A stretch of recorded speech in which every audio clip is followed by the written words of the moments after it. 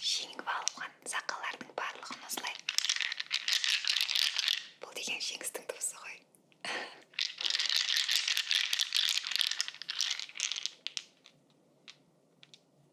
Асықты ататын кезде дейтін еді қой. Міне бұл дыбыстың біздің жүйке жүйемізге әсері өте жақсы. Үйдегі ескі асықтар болса, тыңдап тұрыңыз.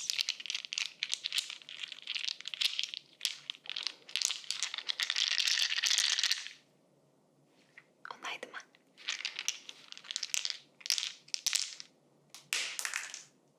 Жалғастырайық. Мынау менің алқам. Қыздар осындай сылдырмағы бар алқан неге таққан білесіз ба? Бұрын қазақтың қыздары алыста келе жатқанда деген дыбыс шығатын болған. Сосын жігіттердің барлығы өзіне ұнайтын қыз келе жатыр ма, кім келе жатыр деп елеңдеп, бойларын дұрыстап ұстайтын болған. Міне бұл алқаның осындай сиқыры бар.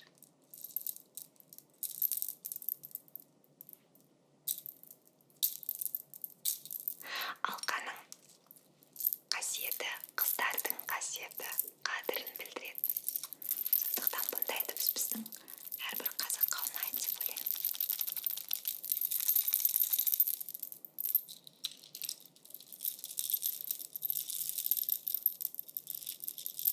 Қаласаңыз, сүйіктіңізге, анаңызға сыйлыққа беріңіз. Қуанып тағып алады. Сосын келе жатқанда білесіз. Немесе үйде нан жайып жатқанда, немесе басқа іс-әрекетке барған кезде дыбысын біліп отырасыз.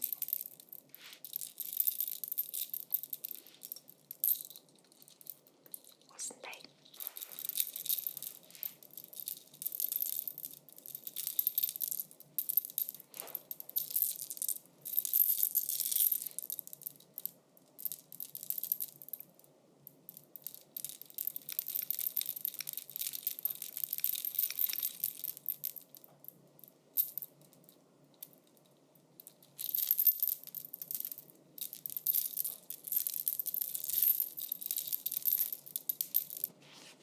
Мынау тақия.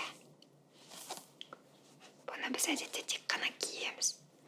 Бірақ қазақтар бұны барқыттан, Ұлы Жібек жолының бойынан сатып алған қымбат барқыттан тіккен.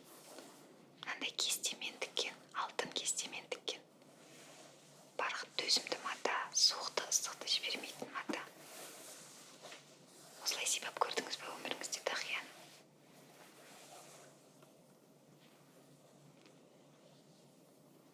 Тіпті саусақтарыңа күшті.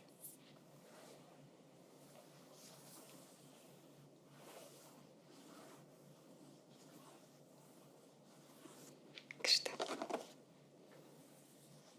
Тақияның осындай 4 бұрышы бар. Ол батыстан, солтүстіктен, оңтүстіктен және шығыстан келеді. Жарықтан қорғау керек. Өз иесін.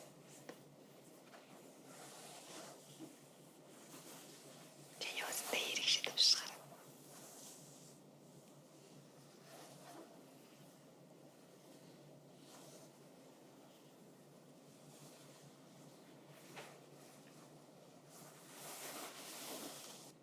Сіз туралы хабар беретін, сіздің ішкі жан дүниеңіз туралы айтып тұратын тақия тіктіріп алыңыз. Ерекшеленіп жүресіз.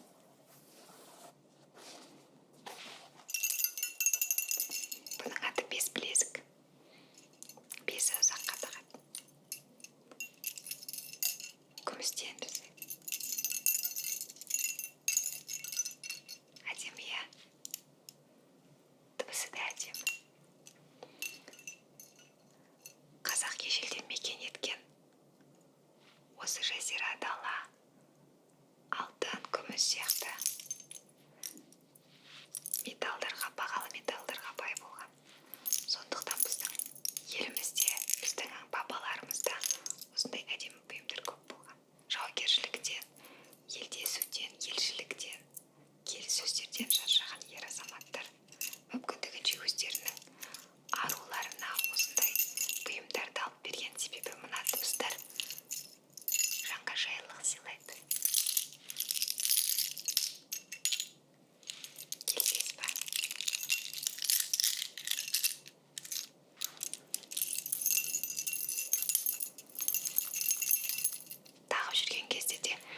өте әсерлі дыбыс.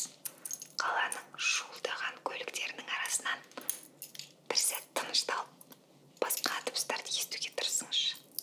Сол кезде өзіңіз сыйға берген сүйіктіңіздің қолындағы бес білезіктің дауысын естісеңіз. Тамаша ғой.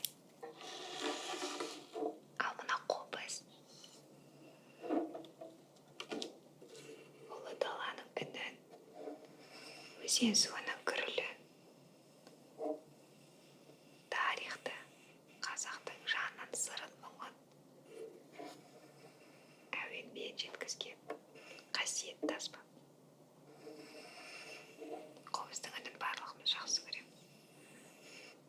Кейде ішіміздегіні жырлап беретін сияқты көрінеді, я. Осы қобызды Қорқыт бабамыз сыр өңірінде жүріп жасаған дейді.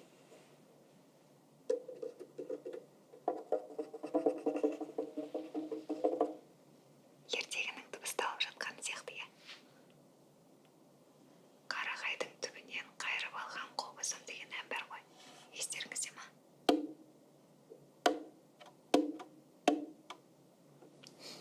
Елестетіп көріңізші. Жазғы тұрымда сіз таудан жүгіріп келдіңіз, немесе жайлауда жасыл шөптің үстінен жүгіріп келдіңіз де, киіз үйге кіріп, төрде жайылып тұрған мынандай құрақ көрпеге аунай кеттіңіз.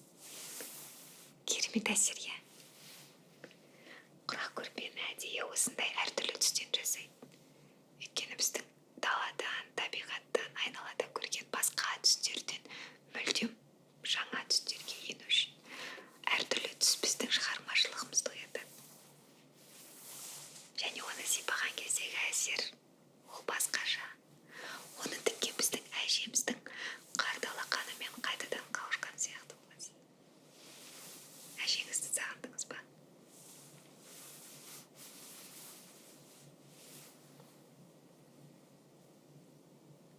Өте әдемі.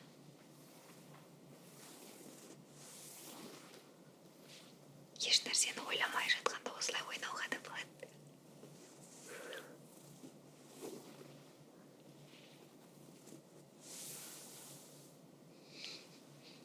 Маған ұнайды.